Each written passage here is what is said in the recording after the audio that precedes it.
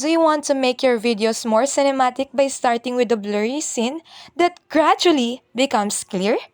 In this tutorial, I'll show you how to create blur to focus effect in CapCut Mobile. Let's get started. First, open CapCut app on your mobile device and tap New Project. Select the video you want to edit from your gallery, then tap Add to import it into the editing timeline. Next step is to tap the video clip in the timeline and select Copy or Duplicate. You will now have two identical clips placed one after the another. Select the first clip and tap Effects.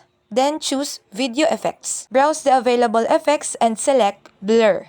Apply the effects and adjust its intensity. After that, tap the small transition icon between the blurred clip and the original clip. Choose a smooth transition such as Fade, Dissolve, or Mix. Once you're done, press the play button to preview your edit. And there you have it! That's how you create blur to focus effect in CapCut Mobile. From blurry beginnings to crystal clear moments, don't forget to like, share, and subscribe. Thank you for watching and God bless you.